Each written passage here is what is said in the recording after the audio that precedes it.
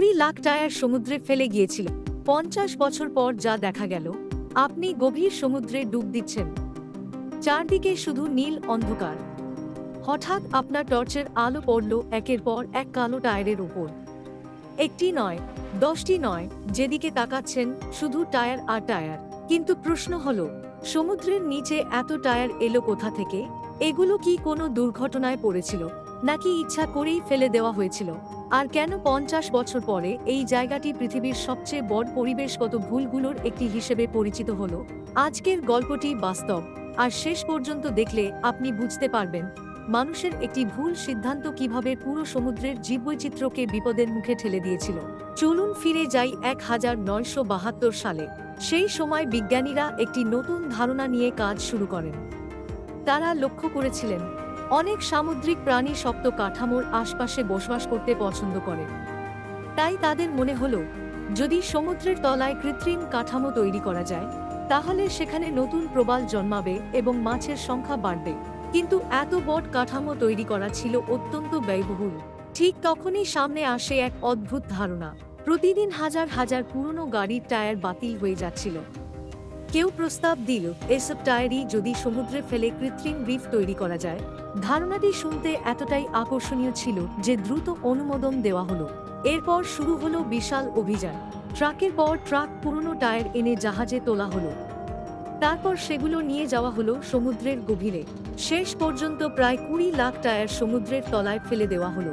সেদিন উপস্থিত অনেকেই বিশ্বাস করেছিলেন তারা হয়তো ইতিহাসের সবচেয়ে বড় পরিবেশ বান্ধব কাজটি করে ফেলেছেন। কিন্তু কেউ জানত না, প্রকৃতির নিজের নিয়ম আছে, আর খুব শিগগিরই সেই নিয়ম মানুষের এই পরিকল্পনাকে সম্পূর্ণ বদলে দিতে চলেছিল। প্রথম কয়েক মাস সবকিছুই স্বাভাবিক মনে হচ্ছিল। টায়ারগুলো সমুদ্রের তলায় শান্তভাবে পড়েছিল। অনেকেই ভেবেছিলেন খুব শিগগিরই এগুলোর ওপর প্রবাল জন্মাতে শুরু করবে। কিন্তু সমুদ্র কখনোই মানুষের পরিকল্পনা অনুযায়ী চলে না। এক রাতে প্রবল ঝড় আঘাত আনে। বিশাল ঢেউ আর শক্তিশালী স্রোতের ধাক্কায় টায়ারগুলো নড়ে ওঠে। যেগুলো একসঙ্গে বাঁধা ছিল, সেগুলোর অনেকগুলোর বাঁধন খুলে যায়। তারপর শুরু হয় এক ভয়াবহ দৃশ্য। শত হাজার হাজার টায়ার সমুদ্রের তলায় এদিক ওদিক গড়িয়ে যেতে থাকে। যেখানে পড়ছিল সেখানেই ধাক্কা মারছিল প্রবাল প্রাচীরে। বছরের পর বছর ধরে ধীরে ধীরে গড়ে ওঠা প্রবালগুলো মুহূর্তের মধ্যে ভেঙে যেতে শুরু করল। যে জায়গায় নতুন জীবন জন্মানোর কথা ছিল, সেখানে শুরু হলো ধ্বংস। পরিস্থিতি আরও খারাপ হয়।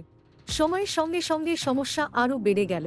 টায়ারগুলো শুধু এক জায়গায় থাকলো না, সমুদ্রের স্রোতও সেগুলোকে বহু দূর পর্যন্ত নিয়ে যেতে লাগলো। নতুন নতুন এলাকায় গিয়েও এগুলো প্রবাল ও সামুদ্রিক বাস্তুতন্ত্রের ক্ষতি করতে থাকে। বিজ্ঞানীরা যখন বিষয়টি বুঝতে পারলেন, তখন অনেক দেরি হয়ে গেছে। এত বিপুল সংখ্যক টায়ার সমুদ্রের গভীর থেকে তুলে আনা প্রায় অসম্ভব হয়ে দাঁড়িয়েছিল। যে প্রকল্প একসময় পরিবেশ রক্ষার উদাহরণ হিসেবে শুরু হয়েছিল, সেটি এখন পরিবেশ ধ্বংসের প্রতীক হয়ে উঠেছে। আর সবচেয়ে ভয়ের বিষয় ছিল, কেউই জানত না এই ভুলের প্রকৃত মূল্য কত বড় হতে চলেছে।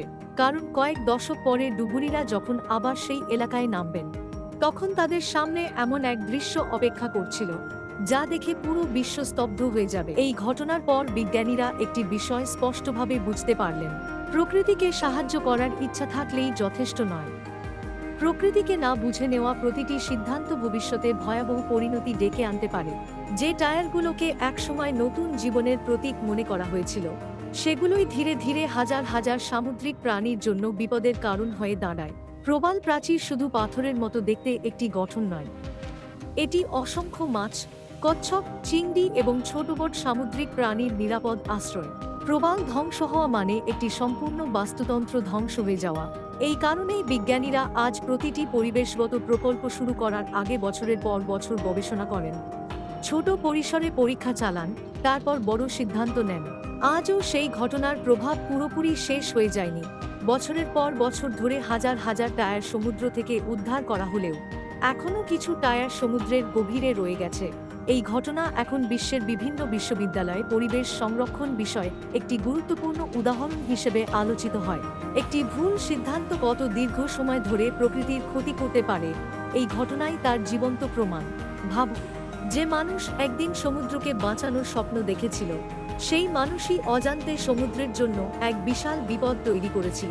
প্রকৃতি আমাদের শত্রু নয়, কিন্তু তাকে না বুঝে পরিবর্তন করার চেষ্টা করলে তার মূল্য কখনো কখনো কয়েক প্রজন্ম ধরে দিতে হয়। এটাই 20 লাখ টায়ারের সেই অবিশ্বাস্য সত্য ঘটনা। আপনার কি মনে হয় এত বড় প্রকল্প শুরু করার আগে আরও কঠোর পরীক্ষা নিরীক্ষা করা উচিত ছিল? আপনার মতামত কমেন্টে লিখে জানান। আর যদি এমন বাস্তব, রহস্যময় এবং অবাক করা সত্য ঘটনা দেখতে ভালোবাসেন, তাহলে এখনই চ্যানেলটি সাবস্ক্রাইব করুন, ভিডিওটি লাইক করুন এবং বন্ধুদের সঙ্গে শেয়ার করুন। আমি আবারও ফিরে আসব নতুন একটি অবিশ্বাস্য সত্য ঘটনা নিয়ে। ততক্ষণ পর্যন্ত ভালো থাকুন।